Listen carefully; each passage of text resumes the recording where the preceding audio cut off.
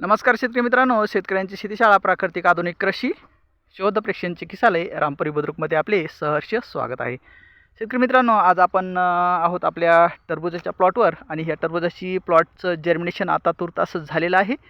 याची लागवड होऊन जवळपास 12 दिवस कंप्लीट झालेले आहेत।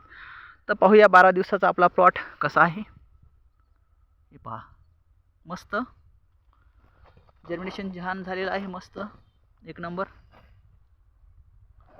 झिगझॅग पद्धतीने लावला आहे। तुर्तासच निघत आहे।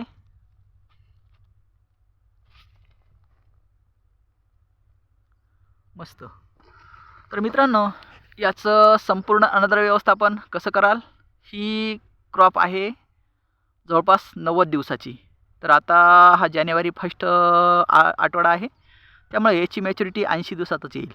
तर आपल्याला 90 दिवस ग्राह्य धरावं लागतील की प्लॅन्ट सायकल रेग्युलेशनसाठी। तर प्लॅन्ट सायकल रेग्युलेशन याचं आहे 90 दिवसाचं।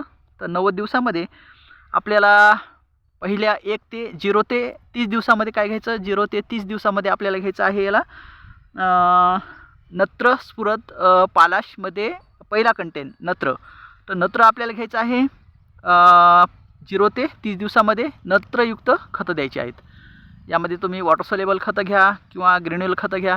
त्याच्यानंतर दुसरा डोस जे द्यायचा आहे आपल्याला दुसऱ्या 30 ते 60 दिवसामध्ये 30 ते 60 दिवसामध्ये याला स्फुरदयुक्त खतं द्यायची आहेत आपल्याला। मग तुम्ही ते वॉटर सोल्युबल खतामध्ये घ्या किंवा ग्रेन्युअल खतामध्ये घ्या। तिसरा डोस द्यायचा आहे आपल्याला 60 ते 90 दिवसामध्ये। तर ते लवकरात लवकर द्या, कारण आपली पुढे जर प्लॉट गेला म्हणजे डिसेंबरच्या पुढचं जे प्लॉट आहेत ते 80 दिवसामध्येच मॅच्युरिटीकडे येत असतात। त्यामुळे जरासं लवकर द्या। 50व्या दिवशी जरी दिलं तिसरा डोस तरी काही अडचण नाही। तर असं जर अन्नद्रव्य व्यवस्थापन केलं तर खूप छान आपला प्लॉट परफॉर्मन्स देतो आणि आपल्याला प्रति एकर जवळपास 30 टन उत्पादन होऊ शकतं। आणि जर समजा 10 रुपये जरी भाव लागला आपल्याला, 10 रुपये कमीत कमी, तरी आपल्याला प्रति एकर 3 लाख रुपये मूळ प्रॉफिट याच्यामध्ये मिळू शकतं।